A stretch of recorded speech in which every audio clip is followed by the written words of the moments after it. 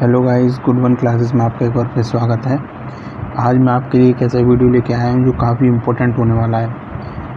इस वीडियो में मैं आपको बताऊँगा जो क्लास 10 का रिज़ल्ट तैयार होने वाला है। तो बच्चों के मन में उसको लेकर जितने भी क्वेश्चन हैं कि हमारा रिज़ल्ट किस हिसाब से तैयार होगा, कैसे तैयार होगा, तो आपके मन में जो भी सारे क्वेश्चन हैं रिज़ल्ट को लेकर, वो सारे क्वेश्चन इस वीडियो में आपके क्लियर होने वाले हैं। और वो विथ प्रूफ जो एमपी बोर्ड की तरफ से एक आदेश जारी किया गया है, उसमें सारे क्वेश्चंस के आंसर दिए गए हैं। तो मैं आज वो सारा आदेश आपको पढ़कर बताऊंगा।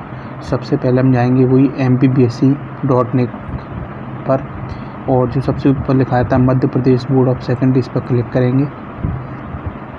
और क्लिक करने के बाद इम्पोर्टेंट नोटिस का साइन आ रहा है, इस पर जाकर आप सीधे हाई स्कूल परीक्षा वर्ष 2021 के परीक्षा परिणाम के संबंध में सामान्य प्रश्न, इस पर क्लिक कर देंगे। अगर आपके पास ये वाला नोटिफिकेशन नहीं आ रहा है तो आपको क्या करना है, आपको सीधे जाना है डेस्कटॉप साइट पर। और डेस्कटॉप साइट पर जाने के बाद सर्कुलर्स ऑर्डर्स पर क्लिक करना है, और सबसे ऊपर आपको ये नोटिफिकेशन मिल जाएगी, इस पर आपको क्लिक करना है। क्लिक करने के बाद आपको इसको डाउनलोड कर लेना है।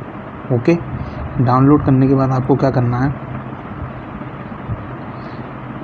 डाउनलोड करने के बाद जैसे ही आप इसे खोलेंगे तो सारे क्वेश्चंस के जो आंसर हैं वो आपको इस पीडीएफ में मिल जाएंगे। अब दूसरा क्वेश्चन ये आता है कि आप इस पीडीएफ पर अगर नहीं पहुंच पा रहे हैं तो मैं आपको ये पीडीएफ डिस्क्रिप्शन में अवेलेबल करा दूंगा, आप वहाँ से भी डायरेक्ट डाउनलोड कर सकते हैं।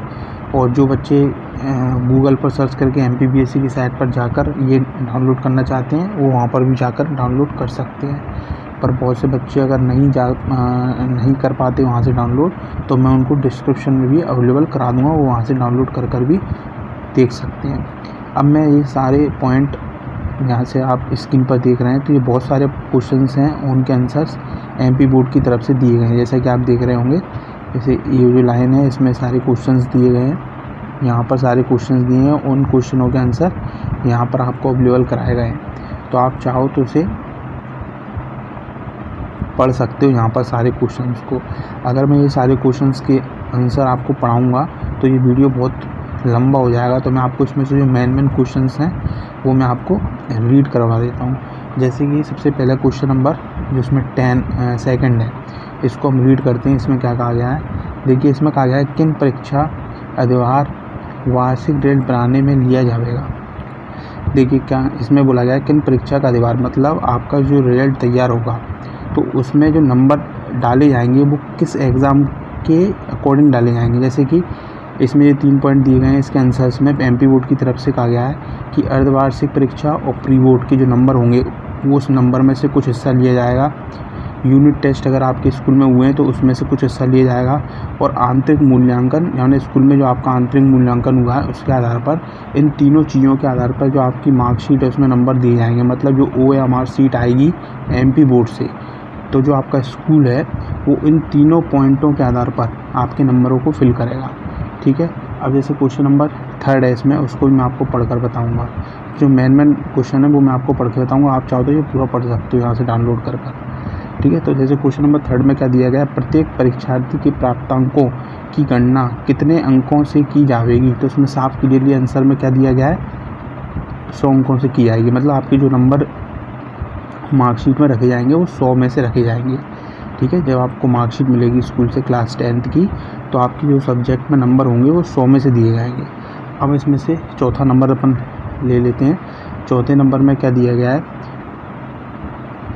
चौथा नंबर पढ़ेंगे हम। चौथे नंबर में दिया गया है प्रत्येक विषय में कितने अंकों से अधिभार दिया जाएगा। तो उसके आंसर में दिया गया है 100 में से प्राप्त अंकों को साला द्वारा 20 अंकों में से प्राप्त वाले अंकों को प्रोराटा के आधार पर, मतलब कि जो आपकी स्कूल है उसको नंबर तो 100 में से देने हैं, पर लेकिन जो OMR शीट एमपी बोर्ड की तरफ से आएगी उसमें से आपके स्कूल वालों को 20 नंबर में से आपके नंबर देने पड़ेंगे।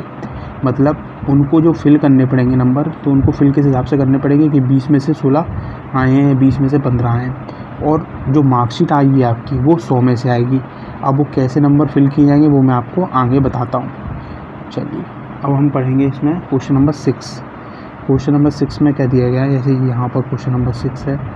क्वेश्चन नंबर 6 में क्या दिया गया है, अर्धवार्षिक ओब्लिक प्री बोर्ड परीक्षा में से कितना अधिभार देना है।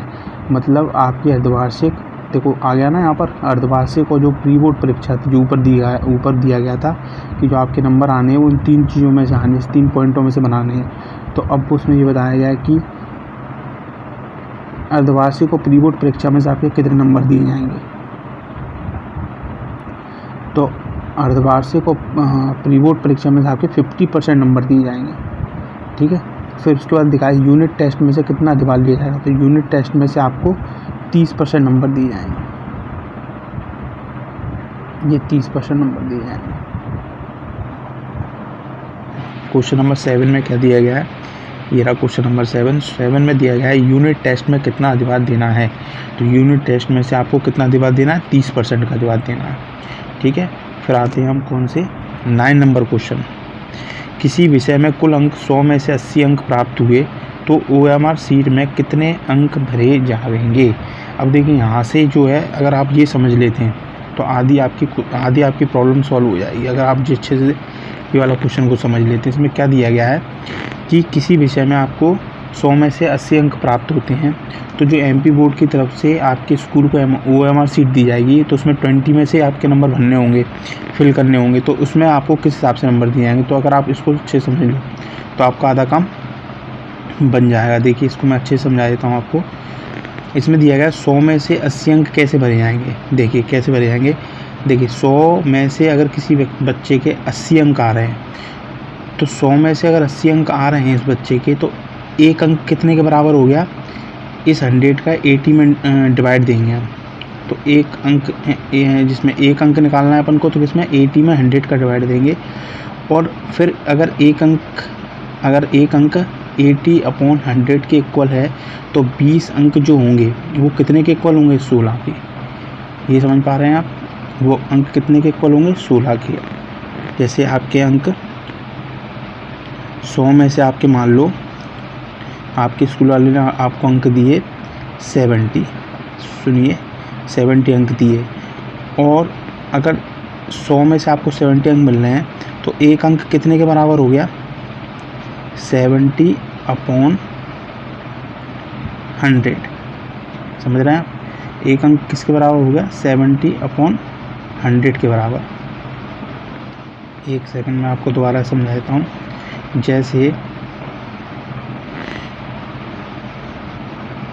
जैसे आपके मान लीजिए 100 में से आपके 70 नंबर आए, तो एक अंक आपका कितने के इक्वल हो गया, 70/100 के इक्वल, ठीक। अगर आपका एक अंक 70/100 के इक्वल हो गया, देन 20 अंक कितने के इक्वल हो जाएंगे, कितना 70/100 के इक्वल आपका एक अंक है। एक अंक कितने के बराबर होता, 70/100 के इक्वल। तो आपका 20 अंक कितने के इक्वल हो जाएंगे,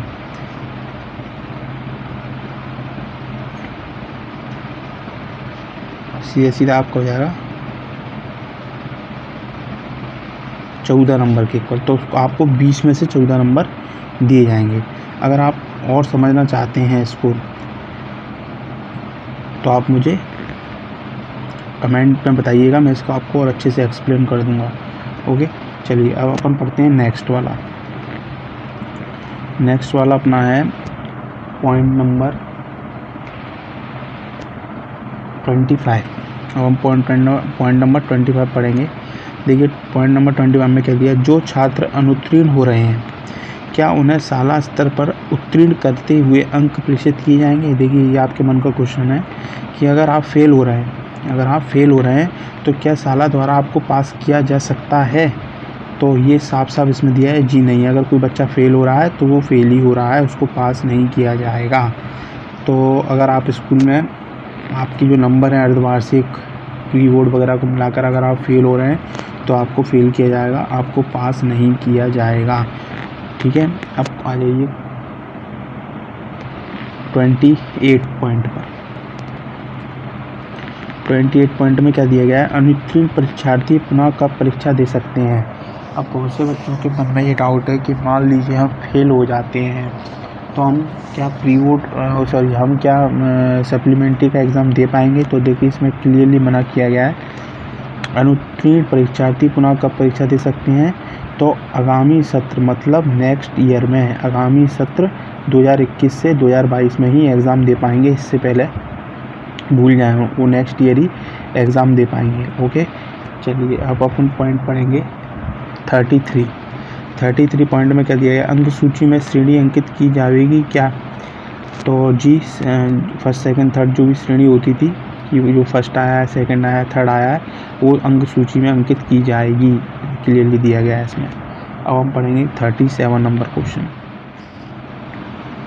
37 नंबर क्वेश्चन में दिया गया, यदि किसी छात्र के अंक दशमलव में आते हैं, जैसे 10.8 बनते हैं, तो OMR सीट में क्या अंक भरे जाएंगे। तो देखिए इसमें क्या दिया गया है, इसको अपन अच्छे से पढ़ेंगे। OMR सीट में अंक OMR सीट में अंक पूर्णांक में ही भरे जा सकते हैं, पूर्णांक में परिवर्तित करने हेतु राउंडिंग की जाए। मतलब अगर आपके पॉइंट में नंबर आ रहे हैं तो वो पॉइंट में OMR सीट में तो भरे नहीं जा सकते।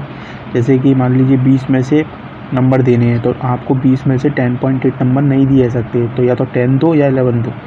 तो अब देखिए इसमें आगे क्या बोला गया है, राउंडिंग कैसे की जाए। तो इसमें बताया भी गया है कि राउंडिंग कैसे की जाए। इसमें साफ दिया है ना ऊपर 37 नंबर पॉइंट में, OMR सीट में अंक पूर्णांक में ही भरे जा सकते हैं, तो पूर्णांक में परिवर्तित करने तो राउंडिंग की जाए। तो राउंडिंग किस हिसाब से की जाए वो भी इसमें बताई गई है। देखिए इस वाले पॉइंट में 38 में कि अगर किसी के दशमलव भाग में 0.5 में कम आते हैं, जैसे किसी के नंबर आ रहे हैं, ये मैं आपको बताता हूँ। जैसे मान लो किसी के नंबर आ रहे हैं 10.4, तो उसके 0.5 से कम है ना, इसमें 0.4 है ना, तो उसके नंबर भरे जाएंगे 10, समझ रहे हैं। और अगर किसी बच्चे के आ रहे हैं 10.6, तो उसके 0.5 से ज़्यादा हो रहे हैं, मतलब 0.6 है इसमें, 10 + 0.6, तो उस बच्चे के नंबर भरे जाएंगे 11। इस हिसाब से राउंडिंग की जाएगी, ठीक है। तो इसमें आप पढ़ सकते हैं, इसमें सब कुछ दिया गया है। अब हम पढ़ेंगे पॉइंट नंबर 42। पॉइंट नंबर 42 में जिले की संबंध संस्था में OMR सीट जमा, तो ये तो आपके लिए नहीं है, स्कूल के लिए पॉइंट है ये वाला 42 कि उनको OMR सीट कब तक जमा करनी है, 10 जून तक जमा करनी है। अब आ जाइए 44 पर, क्या इस वर्ष में पूरक आयोजित, देखिए ये क्वेश्चन का आंसर भी यही मिल गया आपको कि क्या इस वर्ष में पूरक परीक्षा आयोजित की जाएंगी, तो जी नहीं की जाएंगी। अगर कोई बच्चा फेल होता है तो वो नेक्स्ट ईयर ही एग्ज़ाम दे पाएगा। मेरे को तो नहीं लगता कि कोई फेल होगा। 47 पॉइंट, शासकीय शालाओं में यूनिट टेस्ट नहीं हुए बल्कि रिवीजन टेस्ट हुए हैं। अब मान लीजिए कोई गवर्नमेंट स्कूल है, वहाँ शासकीय शाला लिखा है, शासकीय यूनिट टेस्ट नहीं हुए और रिवीजन टेस्ट हुए हैं, तो रिवीजन टेस्ट को यूनिट टेस्ट माना जाएगा। तो उसमें दिया है जी हाँ माना जा सकता है।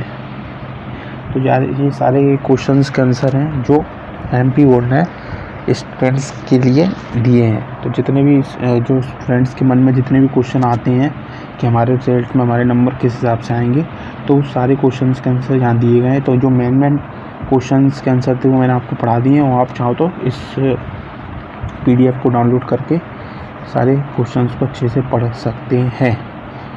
Okay guys, thank you. अगर आपको ये वीडियो अच्छा लगा हो तो चैनल को लाइक, सब्सक्राइब और कमेंट करना ना भूलें। Thank you.